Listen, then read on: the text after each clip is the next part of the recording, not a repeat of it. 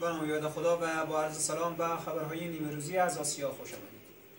در نتیجه درگیری میان طالبان و گروه داعش در ولسوالی اناردری ولایت فرا 17 تن از طرفین درگیر کشته و زخمی شدند.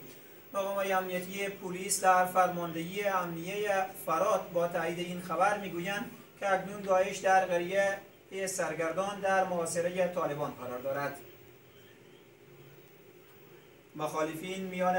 مخالفت میان طالبان و گروه داعش در ولایت فرا پس از آن شروع شد که طالبان به گروه داعش گفتند که این ولایت را ترک کنید.